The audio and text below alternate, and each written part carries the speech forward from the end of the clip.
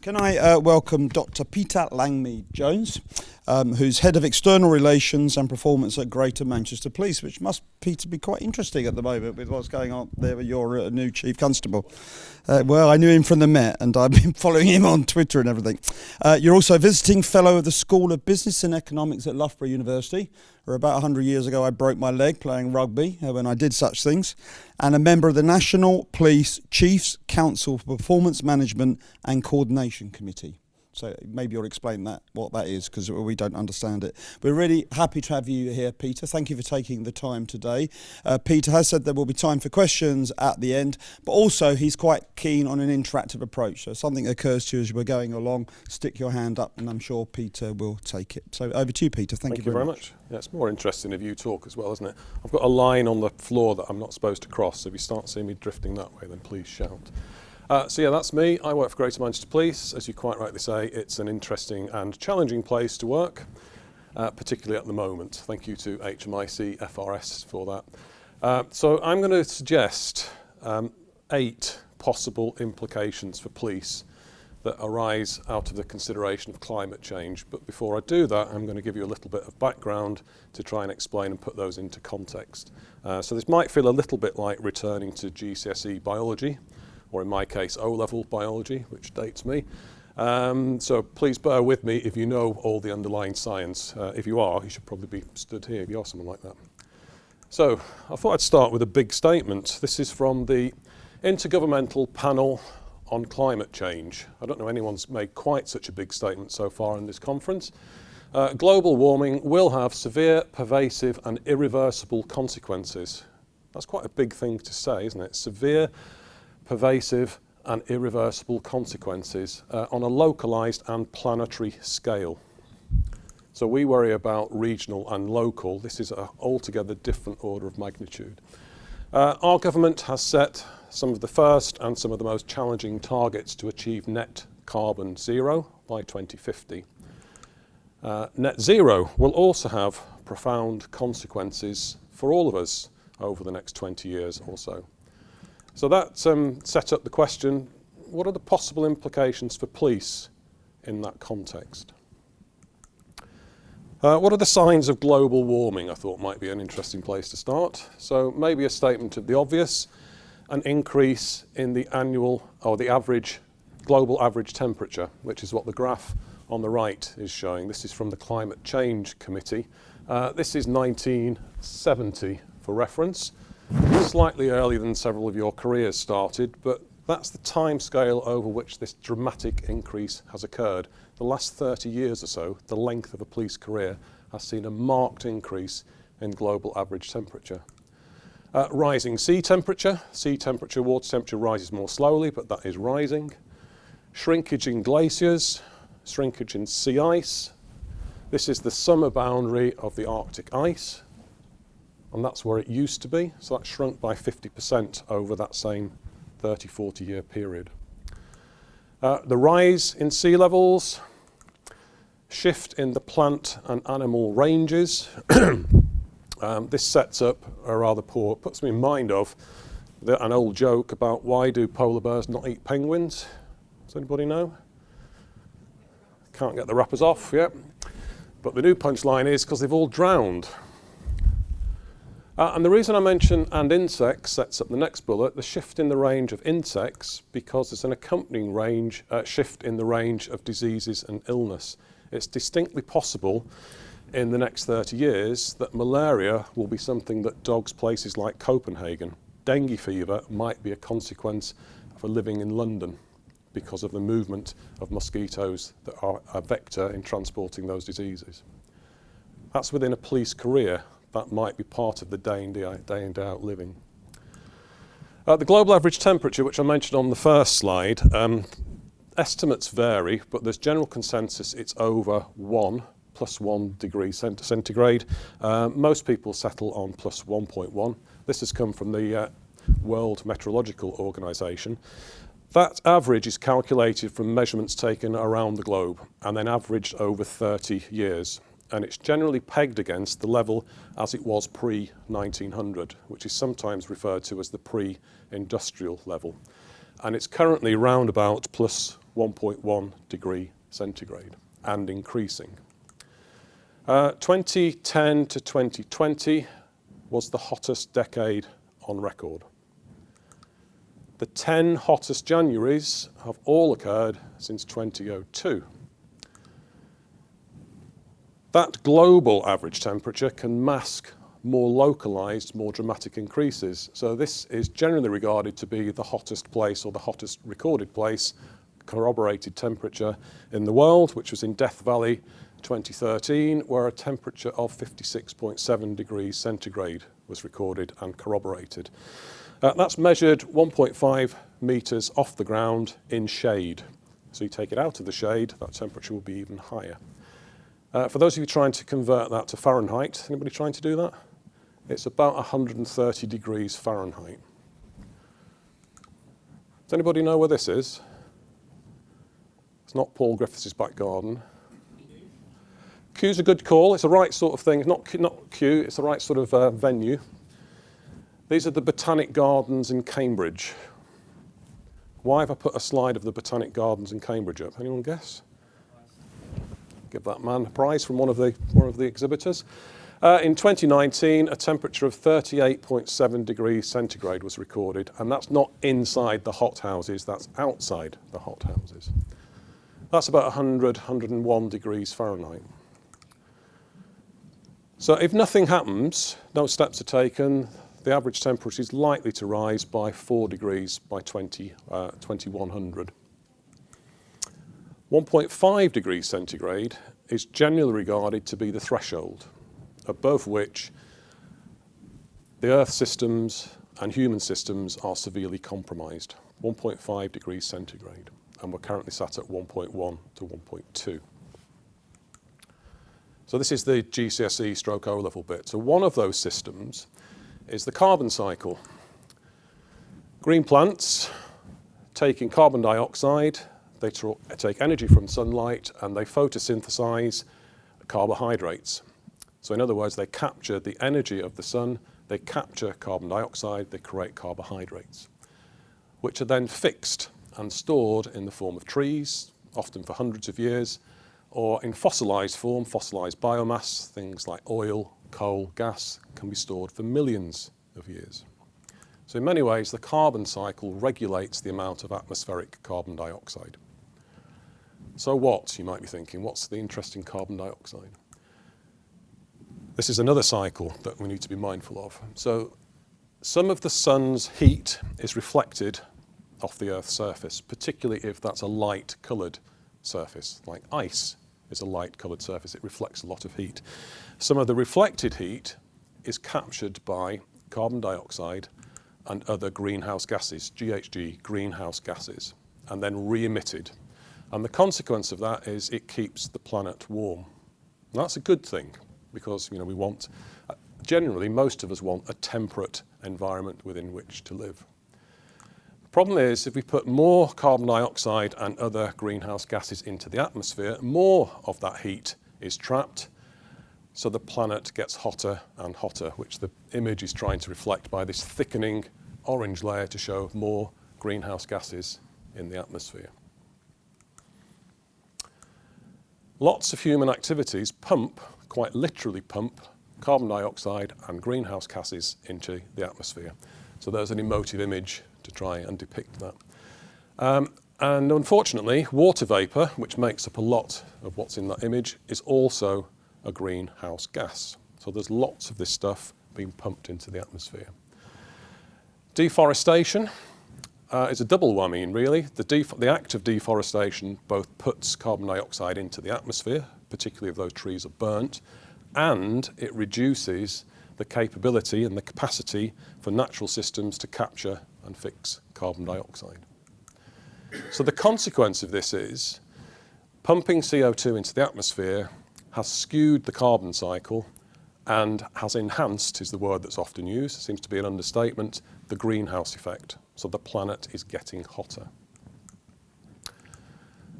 Sources, 90% of carbon dioxide emissions come from burning fossil fuels, especially coal. If you've got a bucket list and you want to go and see something, this is called the door to hell. It's in Turkmenistan. It happened when a natural resource of natural gas caught fire and exploded through the surface, leaving this big hole. It's been burning for 50 years. There are open cast coal seams, including in the United States, that have been burning for 50 years out of control. Now, we burn fossil fuels for a variety of reasons, pretty well rehearsed. We do it to generate electricity, to provide heating, industrial manufacturing. We use it for transport. So we use a lot of fossil fuels for a lot of different reasons. There are further emissions that come from industrial scaled agriculture, especially the production of meat and dairy. And the decomposition of waste adds more carbon dioxide and other greenhouse gases. The nice thing about cows is they don't just emit carbon dioxide, they also emit methane. And methane is about 12 times better as a greenhouse gas than is carbon dioxide. So some of the consequences. Climate change and extreme weather are one consequence of a warming planet. Hotter and longer heat waves. More powerful and more frequent typhoons and hurricanes, depending on where in the world, you might label it a hurricane or a typhoon, and associated storm surges. Heavier and longer rainfall. Warmer air holds more water. So not only is it a greenhouse gas, when it's up there, it also rains more heavily. More frequent and longer droughts are some of the consequences of global warming, which results in flooding, rising sea levels, droughts, forest fires. Californians no longer talk about the forest fire season. It's a year-round phenomenon of forests burning. Damage and unaffordable infrastructure. This is what happened to the Southwest Rail a few years ago in one of the hurricanes. Fundamental changes to habitats. So a combination of sea temperature rising and the sea becoming more acidic because seawater absorbs carbon dioxide, making it acidic. You may have heard about coral reefs becoming bleached, which is what the top image is. And that happens very quickly. These are the consequences of too much dry, too much wet, crop failure. So the extinction and loss of biodiversity is a consequence of climate change. Displacing both human and animal populations, which introduces another label, another phenomenon that we need to take account of, which is the idea of climate justice. Because the people who are likely to be influenced by this, are the poorest and least equipped to deal with it. People who occupy that central ribbon around the planet, either because of too much temperature, conditions that are too hot to survive, drought or flooding, millions of people likely to be displaced. Has anyone heard of a prizzy? The prizzy? No? A prizzy bear? A prizzy is what happens when a polar bear crosses with a grizzly bear. A new animal is created called a prizzy. Now, they never used to exist other than in captivity, when people used to think it would be interesting to put two different animals in a cage together, because they had different natural ranges and they never came across each other. As a consequence of climate change and a shift in the ranges of those animals, grizzly bears and polar bears are now mating with each other in the wild, creating these things called prizzies. There are also things called coy wolves, which is the consequence of a coyote and a wolf mating with each other. Feedbacks is a horrible word, but it's one that's often used. But these are the consequences of different things interacting in the climate. So as ice melts, particularly polar ice, it exposes a darker surface. The surface beneath the ice is darker. Dark surface absorbs more heat. So the planet gets hotter, so more ice melts. So you end up with a cycle, a destructive cycle. Another consequence of that is the permafrost, which sits in particularly the Arctic, starts to melt. In melting, what permafrost can do is release both carbon dioxide and methane, both of which are greenhouse gases, again fueling temperature rises. And as I mentioned earlier on, warmer air contains more water. Water vapour is a greenhouse gas. I'll pause there just so you can absorb that number. This is the forecast number of people who might become either environmental refugees or climate refugees. Both expressions are used. The range of the forecast for this is wide, but the UN forecast over 200 million environmental refugees by 2050, mostly coming from that range around the middle of the planet. Now, to put that into context, the Syrian war was thought to have created 1 million refugees. The consequence of 1 million refugees from Syria has had profound consequences, certainly for Europe and other adjoining parts of the world. 200 times more refugees as a consequence of having to move from areas which are no longer inhabitable is forecast by 2050. The upper end of the forecast is 1 billion.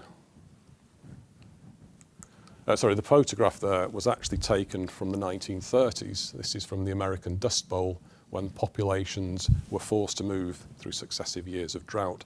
So the idea of environmental refugees is not a new one, and it's not something which is alien to Western countries. So the response. A large part of the response is to move to and set net zero targets.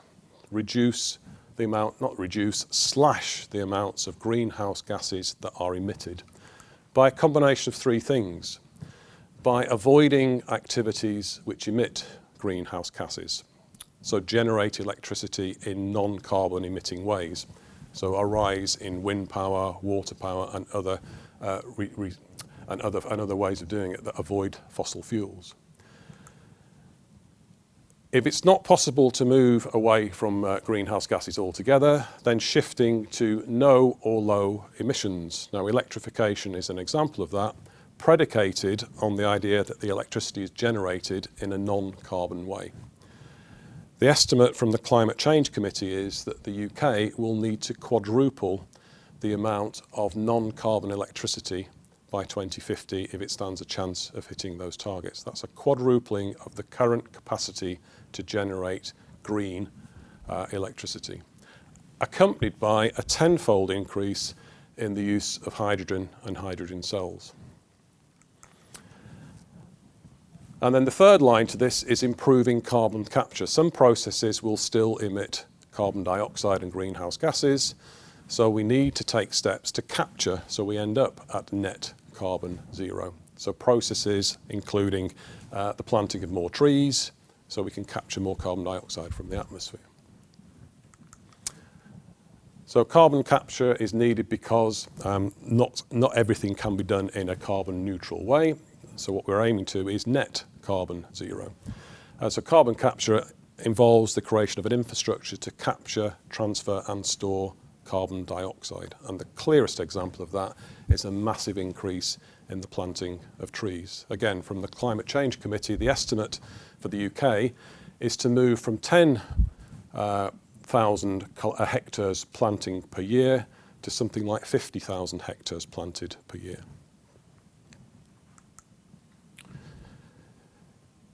The thing we need to recognise is that even if we were to achieve net carbon zero or net less than zero by tomorrow, that wouldn't correct years of environmental abuse, and the climate has changed. The consequences of changed climate in things like extreme weather will persist. So running alongside that is the need to adapt to a new world which is increasingly hostile. And that's reflected in things like that are listed at the bottom of the screen. Energy provision which is greener, vehicles which are greener, buildings which are greener, changes in diet, a move away from dairy and meat is often talked about. And the last one, a big investment in infrastructure. Now again, some of this isn't new. Anyone recognise this? This is the Thames flood barrier, which is there to protect London from storm surges. It's exactly that sort of idea, our infrastructure built to protect our places in which we live from the consequences of extreme weather on a much bigger and more widespread scale. Okay, so that was by way of introduction in some ways. That's the background, that's your GCSE filler for you. Police response to this crisis, which increasingly and encouragingly is the way it's been badged. You'll hear people refer to the climate crisis far more. Policing vision for 2025. Anyone care to speculate what it said about this? There we go. I think if you read it in a very generous way, you can probably contrive a reference to it. There was no explicit reference to climate change, net zero, or adaptation. Now, in some senses, that reflects how quickly the whole issue has gained pace. So Vision 2025 was written round about 2015-16, gives you an indication of how the world has shifted in that really short amount of time. The refresh is underway. It's not out yet for consultation, but I think that is imminent, and the suggestion is it will recognise the consequences of climate change for police and policing, and will make a commitment for the service to be a greener service, contributing to the reduction in environmental harms. So those are words I've lifted from a draft. Police are likely to have really quite complicated relationships with this as this agenda starts to unfold, which is what the implications are that I'm about to share with you, my suggested implications. Okay, anyone got any observations or questions to that point? Okay, I'm probably going to be the most depressing speaker of the day, aren't I, at this rate? No, that was John Murphy. Oh, okay. So I'm going to suggest 8 possible implications for police and policing that result from a combination of climate change and the drive to be net carbon zero, or better than net carbon zero. So we should anticipate legislation and regulations on the back of net carbon zero to encourage people, require people to change their practices. So certified compliance with standards might become the norm, accompanied by fines for those who don't comply. There are already implications for tax returns for those who who pollute. So, will police, as big organisations, be required to comply with those standards? Will a police force be required to be a greener organisation? Seems like a reasonable proposition between now and 2050.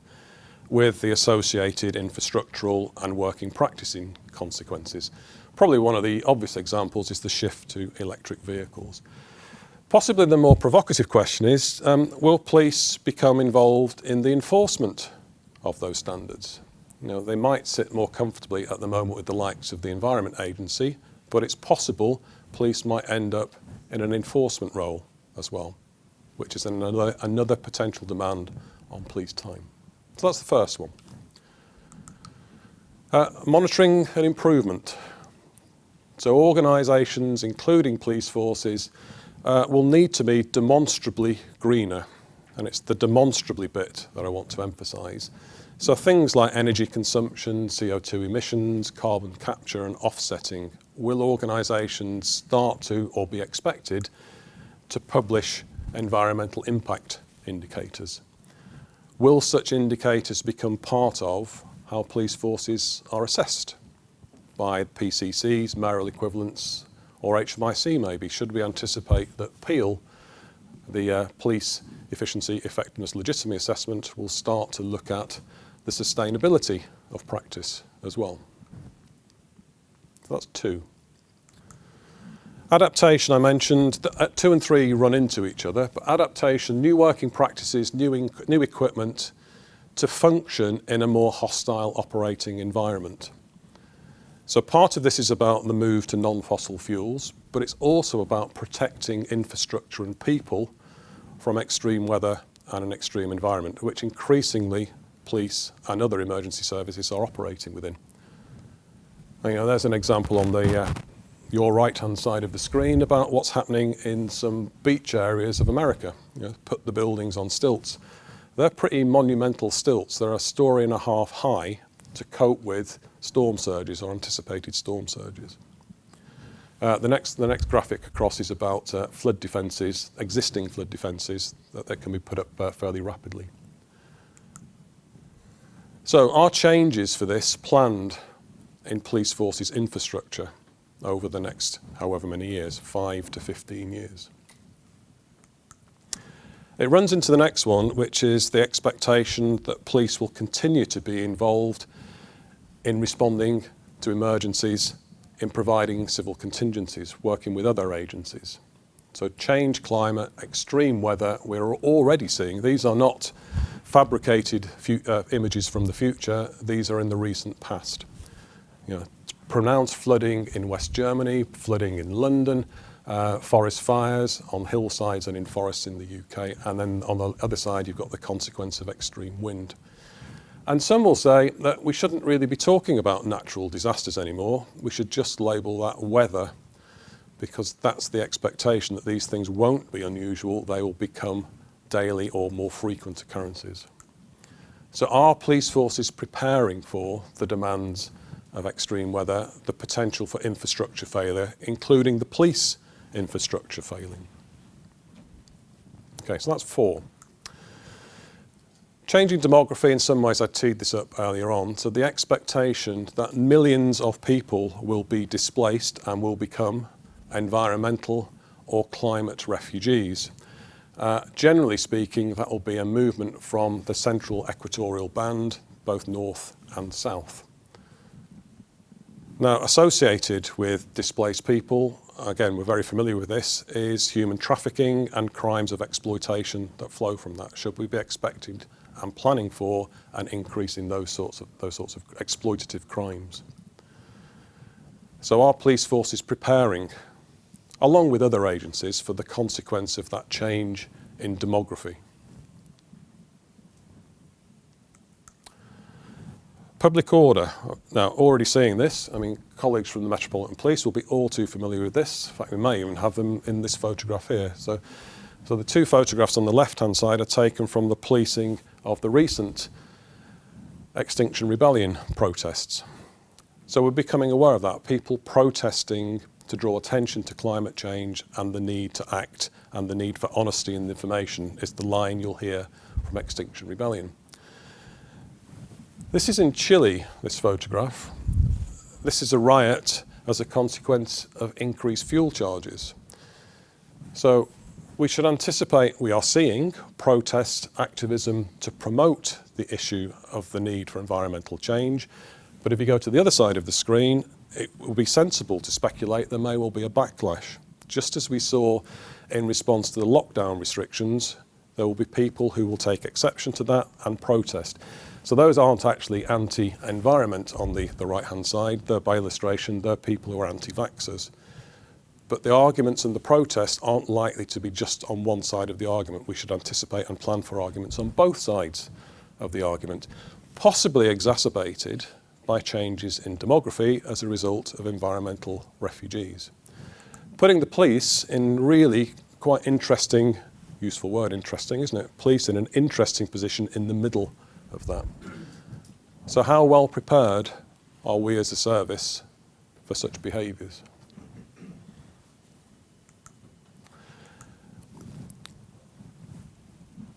We should probably anticipate, with the increase in regulations and restrictions, an increase in those who breach those regulations and restrictions, running into what we might label environmental crimes. Now, these things already exist. What I'm suggesting here is we might see an increase in the number and seriousness of these. So things like illegal dumping of toxic waste. Those from rural communities will, you know, those big plastic bales you see, which everyone presumes are full of straw, but they're actually a really nice way for those who are intended to dump. So fly tipping, slightly more sophisticated form of fly tipping, disguised as a straw bale, is becoming a current operating problem in rural communities. And then on the right-hand side again, you've got an example of people who aren't prepared to pay what's being charged for the fuel, so they're stealing it. So an increase in environmental crimes as a consequence of changed environment, changed regulation and legislation. Something else to prepare for. And then finally, the eighth implication I'm going to suggest to you is implications for our own reputation. So if we as a service which is very much in the public eye, are not seen to be at least attempting to become a greener service, What are the implications for our reputation? What are the implications of that for recruitment? This is an attempt to depict millennials. So what do you notice about all these people? Every one of them's on the phone, yeah. So millennials, the impact upon recruitment, where we're going to be recruiting increasingly from that part of the population. If we don't have bona fide green credentials, will that have a detrimental effect upon our reputation and the likelihood that we'll be seen as an employer of choice? And consequences for how the service is, the legitimacy of the service and the confidence in the service. So what steps are we taking to demonstrate our green credentials, if any? So those are the 8. Okay. I've tried to put it as a picture as well, because some people like words with bullet points, other people like pictures. So there's a bunch of influences on everyone, frankly, but I'm thinking particularly about police, that arise from climate change, which increasingly I think we should talk about the changed climate. Climate change isn't an event, it's now over, we can move on. This is ongoing, pernicious and deteriorating. So changing, deteriorating climate is a better way to think about that. There are some influences that come out of decarbonising, the move to be greener. And there are some influences that come out of the economy. I've not really talked a lot about that, but there's the economy in its own right, and then the interplay between economy and climate is also set to be an influence over what we do. So decarbonising, the expectation of regulation, expectation of monitoring, potentially a role to be involved in the enforcement of those standards on the part of police, requirement for need for new ways of working and new infrastructure are implications that spin out of that top circle. The economy associated with crime, a funding gap for public services if it's an economic downturn, and increasing levels of vulnerability, and that thing about the equality of climate or environmental justice comes out of that as well. And then climate change, the need to adapt, so change how we work, but also invest in our infrastructure so it will function in a harsher operating environment. Again, another source of vulnerability, and the need to be ready for civil contingencies. And I haven't forgot the intersections. So environmental crime may be protest in favour of, protest against green legislation, we should anticipate. Activism promoting fraud and exploitation of the standards. And then finally, the possible impact of environmental refugees, exploitation of those people, and often what's associated with a shortage of resource is unrest running into warfare. You know, lots of wars have their roots in competing for resource. If those resources shrink, either because they're unaffordable or unavailable, we shouldn't be surprised if there are conflicts that come out of this, and police will pick up some of the consequences. Not necessarily directly, but displaced as a consequence of refugees. I saw some of you taking pictures. Anyone else want to take? That's the last build. So, okay. So we might want to ask, so taking this to 2021, September 2021, we might want to ask, what steps are needed to improve our green credentials? Well, one step is, what are our green credentials? Do our organisations, do our forces, are we aware of what our carbon footprints are? Do we know how many vehicle miles we drive a year and what that means in terms of carbon emissions? Might be one of the things we could start to track. That becomes a baseline for looking at our credentials. How efficient are our buildings? How good are we at recycling, for example? Are the adaptations for net zero part of your police and crime plan? 43 of these are being refreshed as we speak by PCC's offices. They'll have a 3 to 4 year lifespan. That will take us to 2025. Within 25 years of the 2050 net zero target, which is within a typical police career. So we're talking a typical police career or less is when these targets should be delivered. Do they feature in the draft police and crime plans? Should they feature, do they feature in force management statements and the way in which HMIC assesses police forces? I know the answer to that. They do feature, albeit subtly. Have we thought about the environmental credentials of those from whom we procure services. So procurement now looks at social responsibility. Should we also look at environmental responsibility of part of the decision making to procure services from other people? Would seem like something quite powerful that the police as a service could do to progress this agenda. And should we be changing our planning conversations? So let's see, there is a contrived link to how you introduced me. So the National Chiefs Council Performance Management Coordinating Committee, should our performance conversations and our planning conversations look slightly different, based around 3 Ps? So we're interested in our proficiency, how efficient and how effective are we, which are familiar ways in which we judge that. We should be focused on people, and there are many strands in this conference looking at people, so focused on well-being and legitimacy, depending on whether we're inward or outward focused. And should the 3rd P be planet, where we judged ourselves by our resilience and our green credentials. So I'm going to leave those as questions and thoughts for you to take away back to your organisations. This is my last slide now. I could probably have filled 20 or 30 slides with things to read. There is no shortage of literature about this. There's no shortage of material. Here are a few that I would recommend, which will give you either an introduction or a more in-depth analysis, or scare the life out of you, particularly if you read this one. But the top 5 are websites. So the Climate Change Committee I would commend to you, as I would the Royal Society and the Met Office. The Intergovernment Panel on Climate Change, there's a big report anticipated next year. There's some good stuff on there already. And Carbon Brief is regularly updated in terms of tracking the news and the levels of emissions. And then the bottom 2 are 2 books. And the Uninhabitable Earth, I would thoroughly recommend to you. It's a couple of years old now, so some of the stats you'll have to mentally update. But it's not a cheery read, I warn you in advance. Okay, I'll stop there just to see if there are any questions, observations. Any questions from anybody? Yeah, sure. Yeah, you might not know the answer to this, but just in terms of the big picture, the country is signed up to net zero by 2050. Is there actually a tangible plan, as far as you're aware, that actually will help deliver that, or is it all very much aspirational? It's a bit of both, to be honest. I mean, the UK is in a commendable position in many ways in terms of its energy generation. We have stopped generating energy using coal-fired power stations, and the use of renewables is exemplary. The investment in wind, wave, and hydro is exemplary.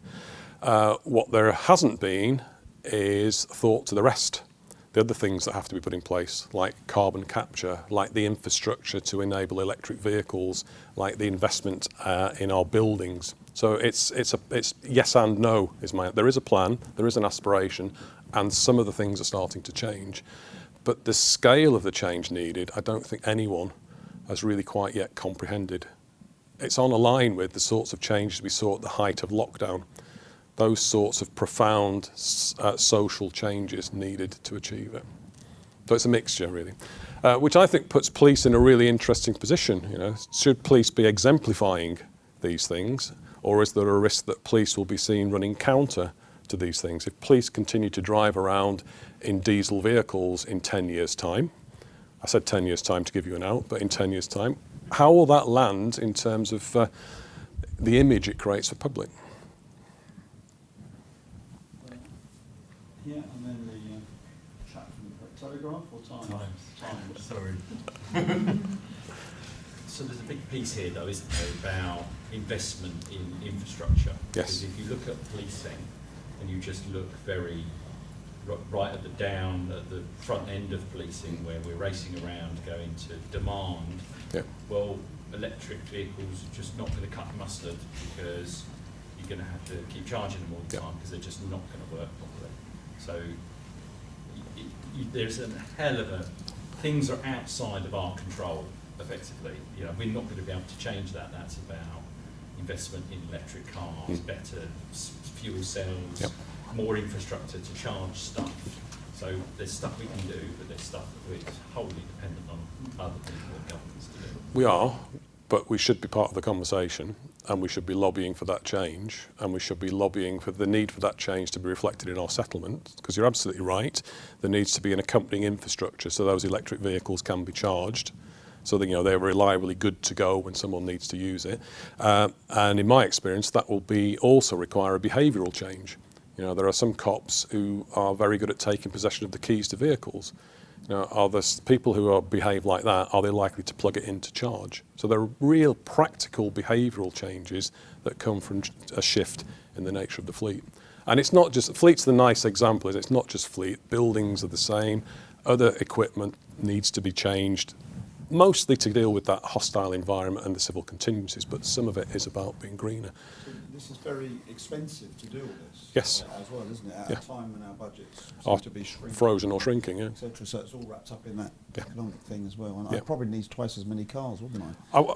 Given the current technology, probably yes.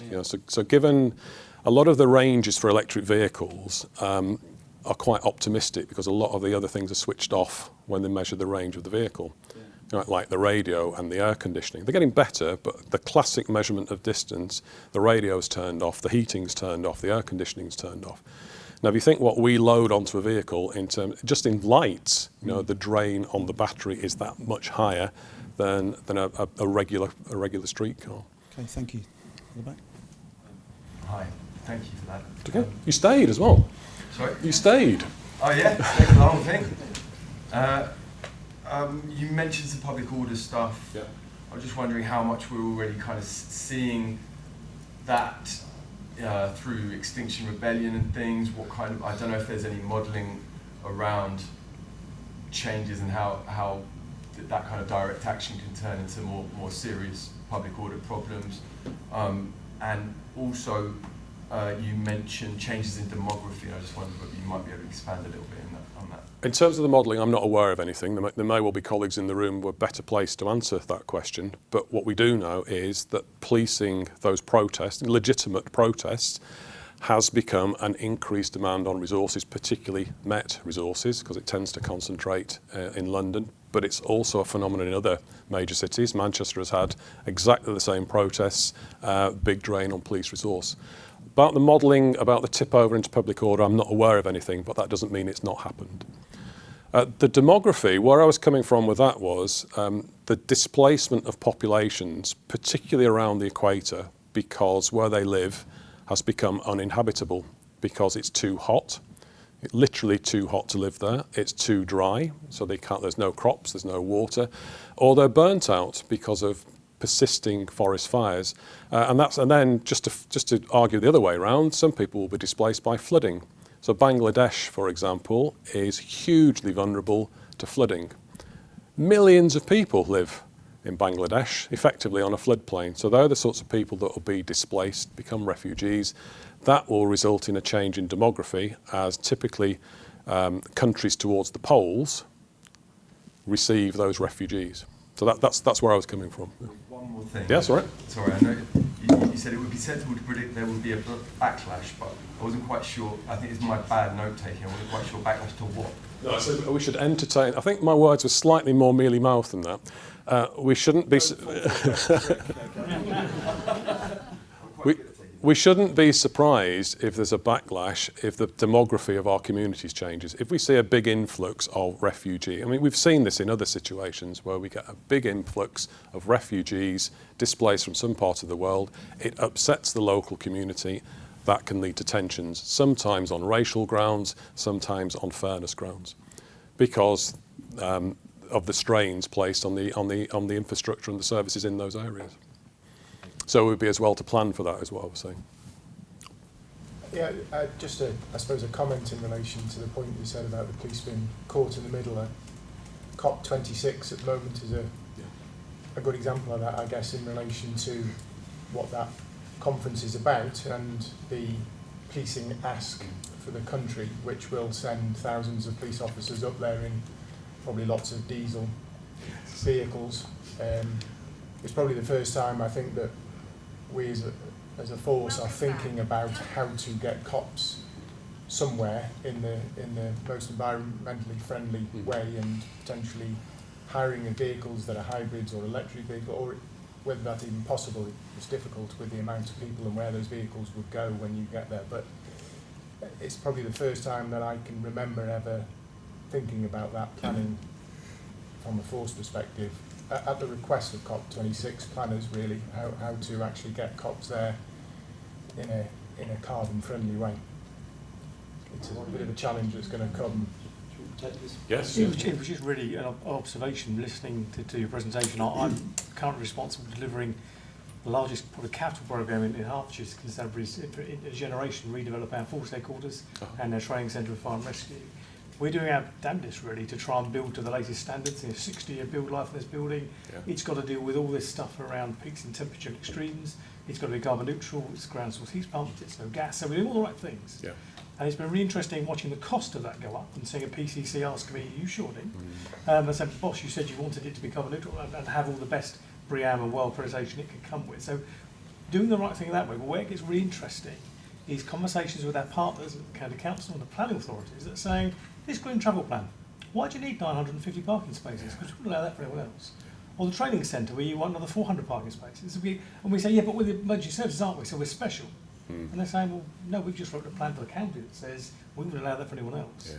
So we're starting to have those conversations. They just for its benefit, really. It's more, where do we put our assets? Do we critical mass them? Do we do the traditional Force HQ, big training centre, or do you disperse those resources within a green travel network? Because we say that, I've had conversations with saying, you don't understand us, we're different.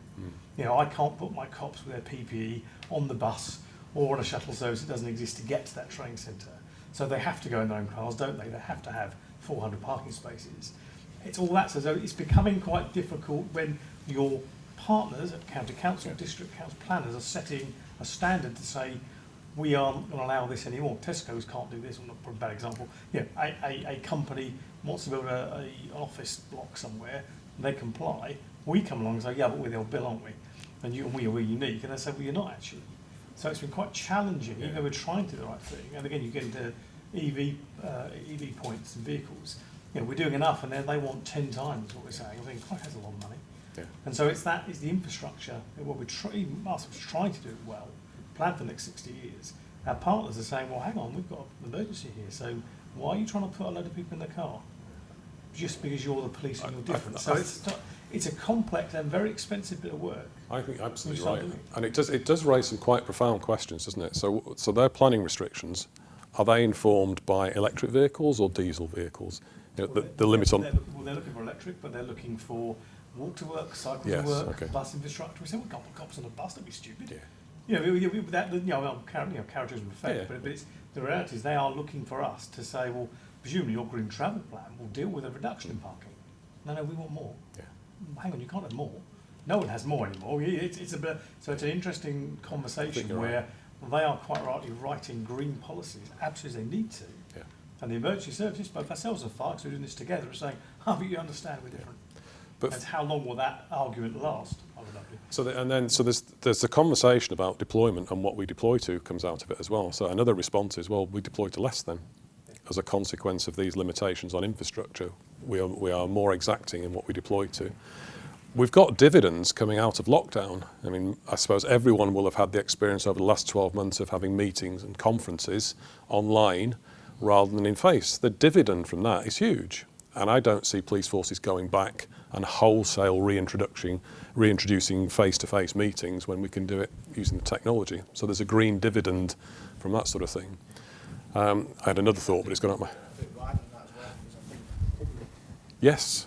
Before the pandemic, if you'd have said, would you like to speak to a police officer on your computer, they'd have laughed at you. Whereas now we're dealing with low risk events. We're giving the offer, would you like to speak to somebody over video chat, over Zoom or Teams? And now, that's quite acceptable. I think I'm from North Yorkshire, so our geography is enormous. Yes. So, a simple inquiry could take an officer 40 minutes to drive. To do something you could do on a Zoom call in 5 minutes. Yeah, I mean, the big shift there is the shift to video, I think, isn't it? Yeah. So just one last question about Mr. Carbon Footprint himself, from head of Heathrow Airport. So. Good afternoon, everyone. So I guess my question is around, I suppose, all that is great, but it's going to obviously determine where we place buildings in terms of future policing, how we post people into that. Do we post them when they've got a long drive etc., and how we then place and do our resource management, everything around recharging as well. So I think there's a whole infrastructure check and resource management check for us to start progressing to that carbon zero. And the chief executive of Heathrow stood up and said, if Heathrow is not carbon free within 30 years' time, it won't exist. Wow. That's an interesting question, though. Does your commute to work count against your organisation? Does your commute to work, in carbon terms, count? Should it count against your organisation? That's a really good question. Okay, Peter, thank you for that. You said when you began it was going to be interesting. It certainly is interesting. I've been fascinated by just how connected everything is. And as a firm believer in chaos theory, you know, something goes wrong somewhere and the impact right across the world is quite extraordinary. So I'm going to add complicated to interesting as well in finest please traditions. So thank you for your time today and for bringing that insight to us. And could I ask you all to thank him in the normal way? Thank you very much.